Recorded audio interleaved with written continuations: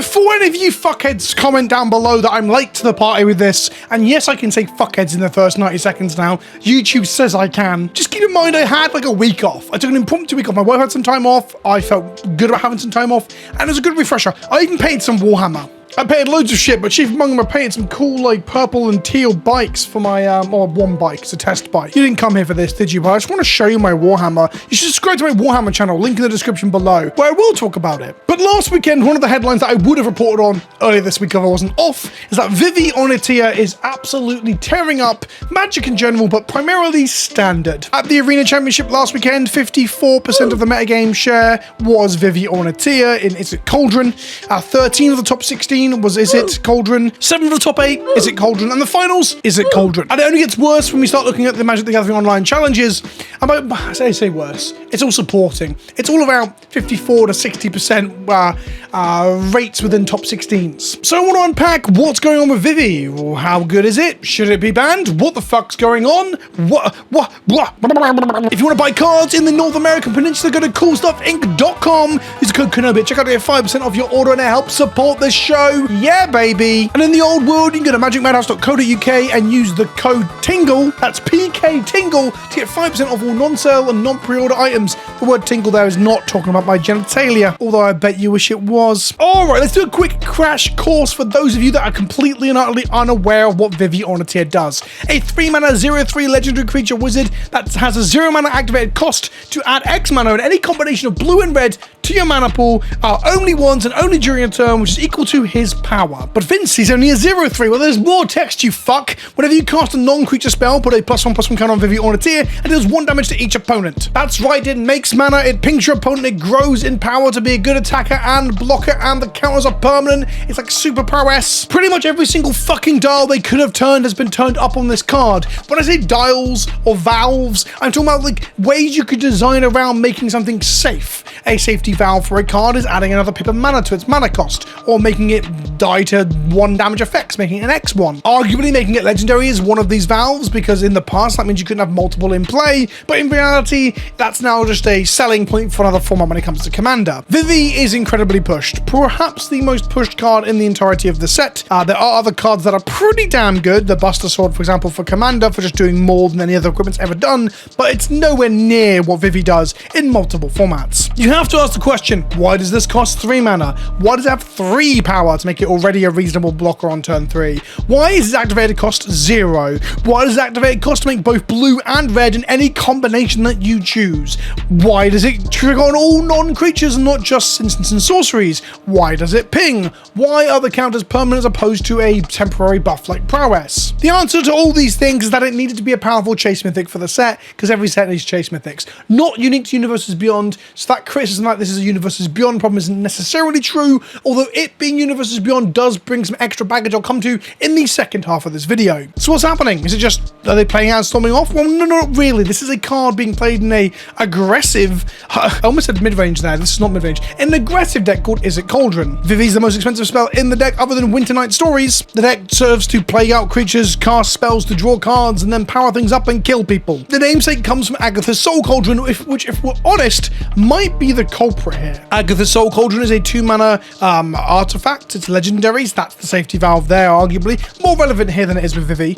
You may spend mana as though it were mana of any color to activate abilities of creatures you control. That's largely irrelevant. But creatures you control with +1/+1 counters on them have all the activated abilities of all creatures exiled with the Cauldron, and you can tap the Cauldron to exile a creature from a bin, put a counter onto a creature you control, and thus give that creature the abilities of the thing you're exiling. Now remember, Vivi's ability, for some inexplicable fucking reason other than being over-designed, is an activated ability, and thus it's synergized with the Cauldron, because if it's in the bin, if it's dead, you just go on and gobble up that Vivi and put the abilities on all creatures you control with counters, which Agatha already does.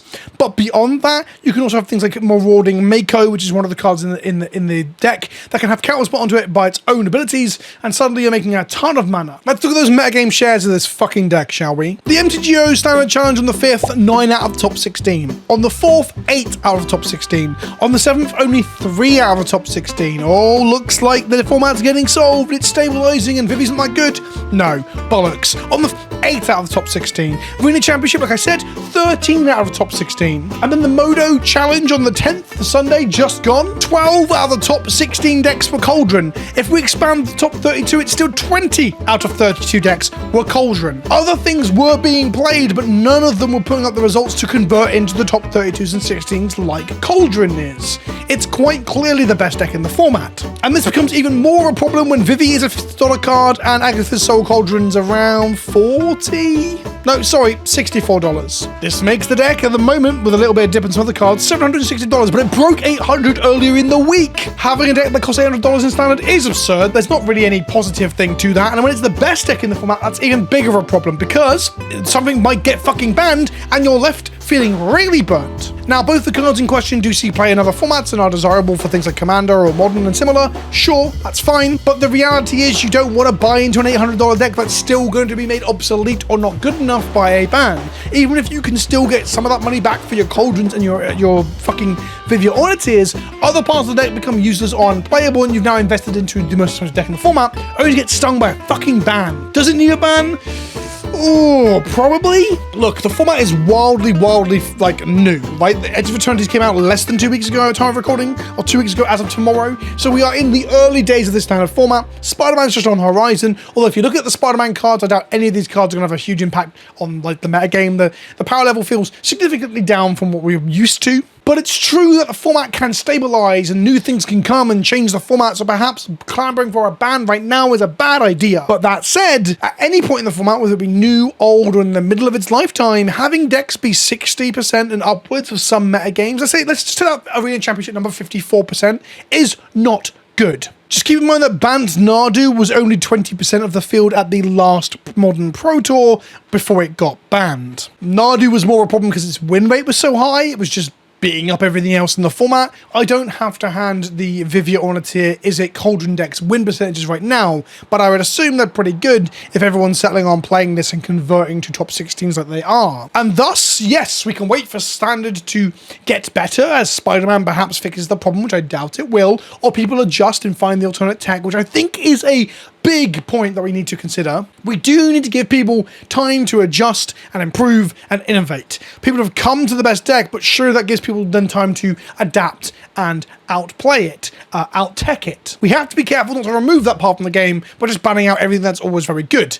However, in a few weeks' time, maybe 4 weeks, 6 weeks, 8 weeks, if this is still the same, then you've got a fucking problem. The next ban announcement or ban window is November, which means we could have a limbo period where Cauldron just dominates the format for a very, very long time, but I do think Wizards will adjust and do some sort of banning to fix that. Then it comes a question of what would they ban? Vivi is very clearly one of the problems, but Vivi's problem is that it has an active ability that can be put onto other creatures via Agatha's Soul Cauldron. These two cards really do fucking go together like peanut butter and jelly. That's an American reference. In England, we don't call it peanut butter and jelly. We call it triple sod and dirty pop. I'd probably go as far as to say that if Cauldron were to be banned right now, Vivi becomes significantly worse because a removal spell just deals with the problem where the Cauldron at the moment makes your removal kind of shit. It makes the legendary clause of Vivi kind of shit because you can play the second one, lose it to the state-based actions of being a legendary, and then gobble it up with the Cauldron. Basically, Cauldron just makes Vivi so much better than what it should be. So Cauldron is a clear ban here. It's older, it's been around for a bit longer,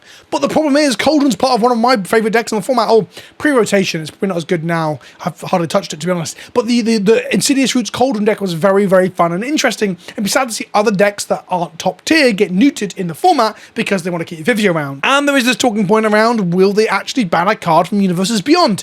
They just didn't do that for the One Ring for a sizable chunk of time. There was a delay almost, it felt like. It wasn't a delay from them, but we felt it. They were apprehensive, reluctant to ban the One Ring for some reason. I'm not sure if it's contractual. I'm not sure if it's because they think it'd be a bad look to their partners to ban out their cards. The headlines of Final Fantasy's cute little Black Wizard getting like banned off. So Cauldron is more likely to go.